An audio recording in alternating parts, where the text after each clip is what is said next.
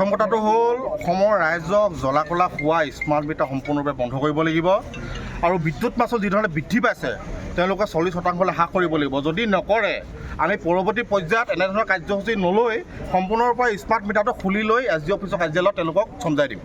আমাৰ পূৰ্ব মিটাৰটো তেওঁলোকে প্ৰদান কৰিব লাগিব, কাৰণ সকলো প্ৰকাৰৰ সকলো ৰাইজৰ ব্যৱসায় প্ৰতিষ্ঠান সকলো মানুহৰ ইমান আগতে আগষ্ট মাহত গৰম মাহত দিনে নিশাই ফেন চলালোঁ লাইট জ্বলালোঁ কিন্তু বিল আহে ধৰিব 500-600 টকা বিল আহে। এতিয়া দেখিছোঁ ঘৰৰ লাইটকেইটা মোৰ নিজৰ ঘৰৰ কথাই কৈছোঁ, বাহিৰৰ লাইট বন্ধ সকলো লাইট বন্ধ থাকে, ফেন এনেই অনবৰতে চলাই নুফুৰোঁ, তাৰপিছতো বিল আহে 1800 বিল আহে। তেনেধৰণে ৰাইজক 1250 টকা অৰুণোদয় আঁচনি দি পিনে তেওঁলোকে যদি ভাবিছে শোষণ কৰিম বুলি তেতিয়াহ'লে কিন্তু হিমন্ত বিশ্বক হুঁচিয়াৰ কৰি দিছোঁ। আৰু শক্তিমন্ত্ৰী যিজন শক্তিমন্ত্ৰী তেওঁ কেৱল চৰাইদেউ মৈদামটো দেখোঁ মাহটোত এবাৰ নহয় এবাৰ তেওঁ ফুৰিবলৈ আহে, কিন্তু শক্তি বিভাগৰ যিটো কাৰ্যালয় গড়গাঁও কাৰ্যালয়তে হওক শিৱসাগৰ কাৰ্যালয়তো হওক এপাক কিন্তু সোমোৱা আজিলৈকে আমি ভূমিকে মই দেখা নাই। তেনেকুৱা মন্ত্ৰী আমাক নালাগে, তেনেকুৱা মন্ত্ৰী আমাক পদত্যাগ কৰাটো আমি বিচাৰিছোঁ। তেনেকুৱা মন্ত্ৰী আমাক থকাতকৈ নথকাই ভাল, বেলেগক মন্ত্ৰীত্ব প্ৰদান কৰক।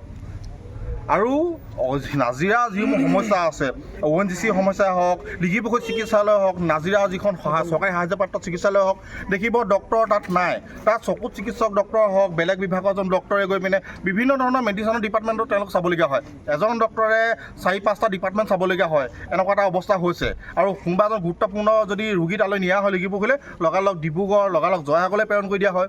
চিকিৎসা বিভাগটো হিমন্ত বিশ্ব শৰ্মাই কৈ আছে ইমান উন্নত হৈছে, তেতিয়াহ'লে ইমান উন্নত হৈছে যদি নাজিৰাত গোটেইকেইটা বিভাগৰ চিকিৎসক নাই কেলে?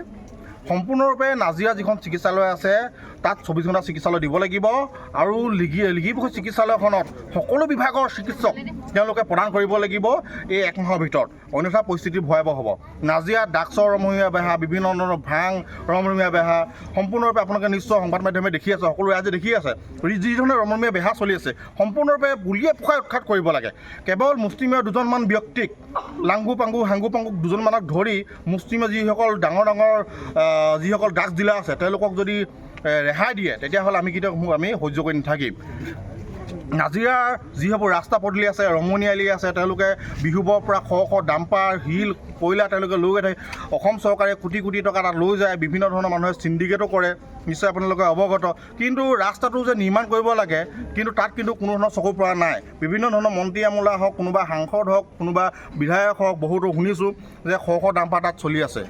এইবোৰ কেতিয়াও আমি তেওঁলোকৰ নিজৰ ব্যক্তিগত মুনাফাৰ কাৰণে স্বাৰ্থৰ কাৰণে তেওঁলোকে যদি ভাবিছে ৰাইজক আভুৱা ভাবিম তেতিয়াহ'লে কিন্তু সম্পূৰ্ণৰূপে তেওঁলোকে মিছা সম্পূৰ্ণ প্ৰতিশ্ৰুতি প্ৰদান কৰিছে।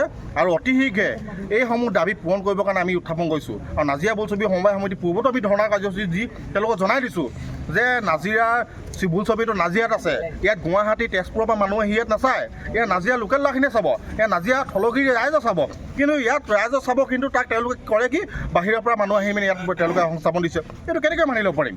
তেওঁলোকে সম্পূৰ্ণৰূপে নাজিৰা 10টা ল'ৰাটো তাত সংস্থাপন পাব, তাত সম্পূৰ্ণৰূপে যিকেইটা ল'ৰা আছে গোটেইকেইটা ল'ৰাত নাজিৰা ল'ৰা দিব লাগিব, ল'ৰা ছোৱালী দিব লাগিব।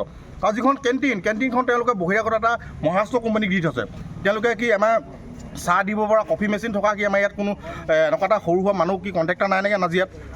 আন নালাগে আমাৰ ল'ৰা সংবাদ মাধ্যমে হওক আমাৰ কোনোবা ৰাইজে হ'লেও পাৰিব, তেতিয়াহ'লে বহিৰাগত বণিক গোষ্ঠীক তেওঁলোকে কেলৈ গতাই দিছে?